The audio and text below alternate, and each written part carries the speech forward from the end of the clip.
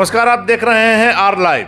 अभी हमारे साथ हैं हाजीपुर के पूर्व प्रत्याशी और युवा बिहार सेना के राष्ट्रीय अध्यक्ष इंजीनियर राजकुमार पासवान। इनसे जानेंगे जिस प्रकार देश की राजनीति में स्वर्गीय रामविलास पासवान के योगदान को नकारा नहीं जा सकता है, वैसे में 5 जुलाई को स्वर्गीय रामविलास पासवान की जयंती है और चिराग पासवान उस दिन हाजीपुर में सर्किट हाउस के सामने स्वर्गीय रामविलास पासवान की प्रतिमा लगाने वाले हैं। क्या इस बात की चिंता सिर्फ चिराग पासवान को होनी चाहिए या देश के भला चाहने वाले या उन नेताओं को भी होना चाहिए, क्योंकि स्वर्गीय पासवान की भूमिका को, उनके योगदान को कहीं से भी भुलाया नहीं जा सकता है कि देश स्तर पर जो उनका कद था, वैसे में क्या स्वर्गीय रामविलास पासवान की प्रतिमा हर जगह नहीं लगनी चाहिए?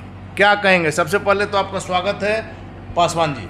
जी बहुत बहुत धन्यवाद, और ख़ास करके आपके रब्जी लाइव और ब्रेकिंग बिहार के इंटायर टीम को बहुत ही शुक्रगुजार हूँ कि आप लोगों ने एक निष्पक्ष चैनल और कोई भी खबर हो बहुत जल्दी दिखाने की कोशिश करते हैं। आपकी टीम को शुभकामनाएं हमारी। रही बातें कि आपने कहा कि आदरणीय सम्मानीय स्वर्गीय मेरे पिता तुल्य रामविलास पासवान जी की 5 तारीख को उनकी जयंती समारोह है। उस जयंती के शुभ अवसर पे उनके पुत्र चिराग पासवान जी मूर्ति स्थापना करने जा रहे हैं। अच्छी बात है, पिताजी परिवारवाद में जिए, बेटा आज पिताजी से बाहर नहीं निकल पा रहे हैं, तो बिहार का 13 करोड़ आवाम दिख रहा है। रही बातें कि उनकी मूर्ति स्थापना का, तो स्वर्गीय रामविलास पासवान जी डॉक्टर BR आम्बेडकर नहीं है जो उनकी पूरे जिला में, पूरे बिहार में मूर्ति स्थापना हो।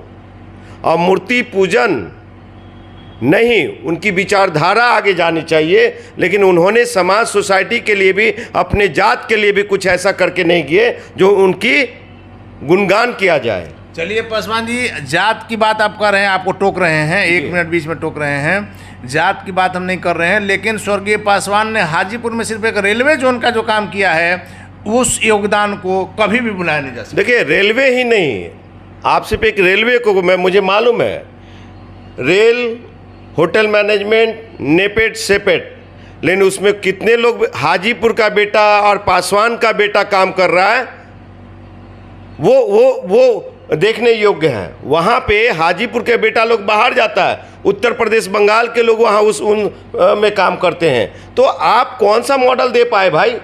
रही बातें कि मूर्ति स्थापना का, चिराग पासवान ये पद्मश्री, पद्म विभूषण का भी मांग करे, भारत रत्न की भी मांग करे, लेकिन हमको नहीं लगता है कि रामविलास पासवान जी ने समाज को के लिए कुछ किया। अगर समाज को अगर 50 साल आगे ले जाते, पटना में ये एक पासवान भवन दिया होता, आज जो 29 राज्य हैं, उस 29 राज्य में से मात्र 4 राज्य में ही हम पासवानों को आरक्षण क्यों है, जबकि वो 11 बार सांसद रहे, 2 बार राज्यसभा मेंबर रहे, 9 बार केंद्रीय मंत्री रहे, 7 प्रधानमंत्री के साथ उनके अच्छे संबंध रहे, 7 राष्ट्रपति के साथ अच्छे संबंध रहे, फिर भी ये क्यों नहीं कर पाए?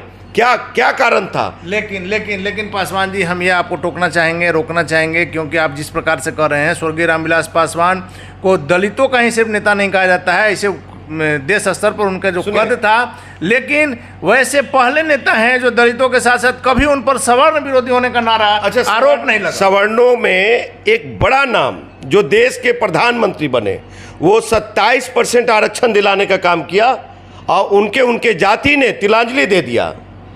क्यों दिया? आप अपने समाज जाति को नहीं देखा, ठीक है, लेकिन आज भी आपके जाति जो भगवान की तरफ पूज रहा है, देख रहा था, उसकी बेटी लोग आज भी माटी टाटी में रहने को तैयार, आज भी माटी टाटी में रहने को तैयार है, कुपोषण का शिकार हो रहा। उस घर के बच्चे लोग बेरोजगार बैठे हुए हैं, पैसे के अभाव में बच्चे का और बेटियों की शादी विवाह नहीं होती है, अच्छी पढ़ाई लिखाई नहीं मिल पा रही है। तो आप कौन सा रोल मॉडल पेश किया? लेकिन आपको बता दें कि रामविलास पासवान जी 90 से पीछे जाइएगा, 89 और 80 के दशक में और 90 तक, तो वो समाज का नेता थे।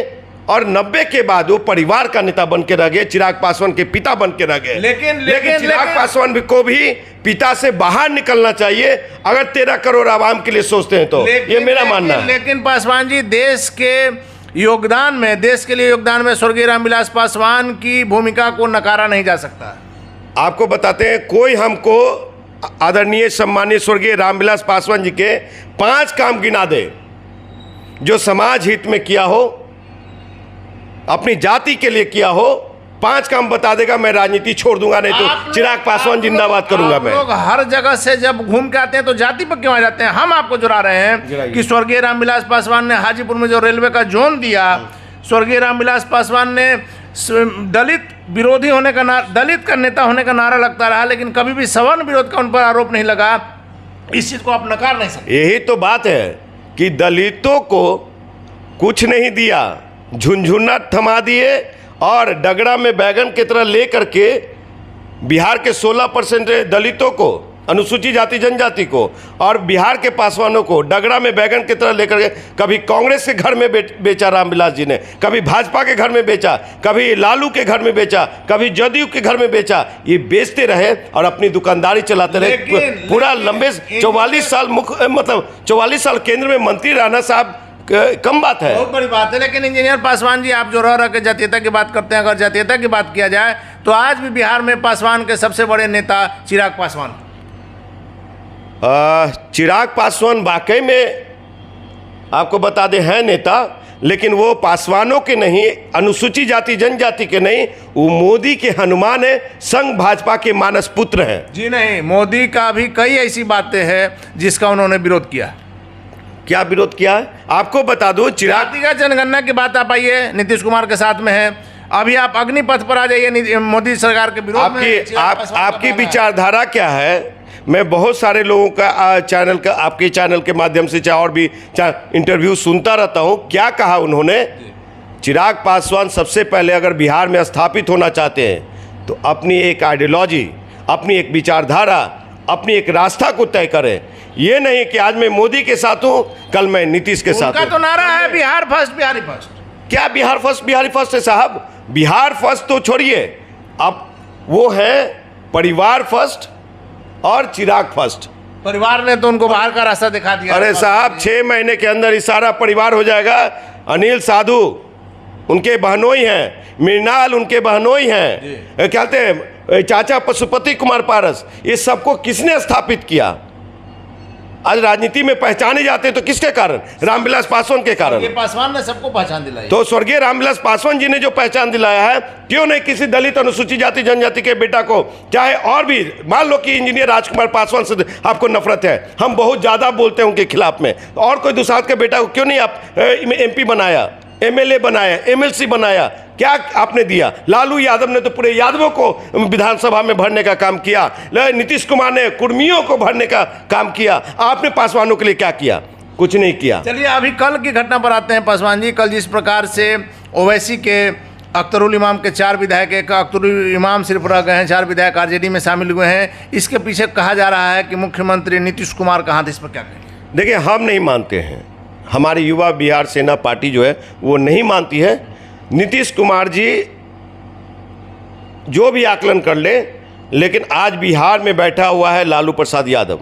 वो लालू प्रसाद यादव जी जो कि 30 सालों से राजनीति को समझ रहे हैं, 30 साल में कम कर रहा हूँ, 50 सालों से राजनीति कर रहे हैं वो, और वो व्यक्ति नीतीश कुमार से बड़ा चाणक्य हैं, बहुत बड़े राजनीति में लाइजनिंग कर सकते हैं, तोड़ जोड़ की राजनीति जानते हैं। इसलिए अख्तर साहब, अख्तरुल इमाम साहब जो हैं, उनसे कुछ बात हुई होगी। लालू यादव जी को एक मुस्लिम नेता चाहिए बिहार में, जो कि नहीं मिल पा रहा है। और ओवैसी जब बिहार में आए तो RJD को नुकसान पहुंचाने का काम किया, उसका ओवैसी से बदला लिया है लालू प्रसाद यादव जी ने। अगर नीतीश कुमार जी का अगर निहित स्वार्थ होता तो अपने पार्टी में शामिल करते हैं। हम जानते हैं कि नीतीश कुमार जी के लेकिन पासवान जी, ऐसी बात नहीं हो सकती है कि इधर के दिनों में जब से मुकेश सहनी के विधायक बीजेपी में शामिल हुए हैं, बीजेपी सबसे बड़ी पार्टी बन गई थी बिहार में, वैसे में बीजेपी को प्रेशर में लाने के लिए मुख्यमंत्री नीतीश कुमार ने यह गेम खेला। साहब, किसी भी पार्टी की नंबर का खेल होता है जी, संख्या का खेल होता है। अगर एमएलए 5 एमएलए अगर हमारी पार्टी में आएंगे तो हम 47 से 52 हो जाएंगे। जी, हम क्यों 75 से 80 करवाने जाएंगे? लेकिन वो हमारी ताकत होगी।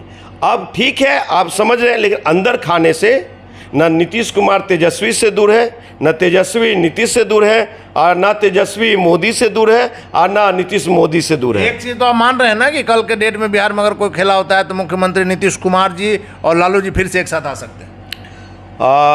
अब मुझे जो लगता है कि अगर नीतीश कुमार जिस तरह से आरजेडी अगर बीजेपी को भविष्य में समर्थन दे दे तो बिहार से विलुप्त हो जाएगा, ख़त्म हो जाएगा। उसी तरह से अगर नीतीश कुमार दोबारा आरजेडी के साथ गठबंधन करते हैं तो बिहार से जेडीयू का नामो निशान खत्म हो जाएगा। आपको बता रहा हूं मैं। चलिए पासवान जी, आखिरी सवाल है कि जिस प्रकार से टेंडर में खेला का बातें आती रहती है, आपने देखा होगा जिस प्रकार से गंगा पथ, अटल पथ का जो उद्घाटन मुख्यमंत्री जी ने अभी 2-3 दिन पहले किया है, वहाँ आज कुछ पार्ट जो है 2 घंटे की पानी में धंसने की खबर आ रही है, जो कि सारा दब गया है। क्या कहेंगे इस पर? देखिए, आदरणीय सम्मानीय मुख्यमंत्री नीतीश कुमार जी हैं, वो इंजीनियर हैं। अब वो अपने आप को सोशल इंजीनियरिंग बिहार को देना चाहे, लेकिन आपको ऐसे बताऊंगा कि मैं भी इंजीनियर हूं जी। और मैं भारत सरकार के इंजीनियरिंग डिपार्टमेंट में मैंने काम किया है। आपने नौकरी छोड़ के राजनीति में आया हूं मैं जी।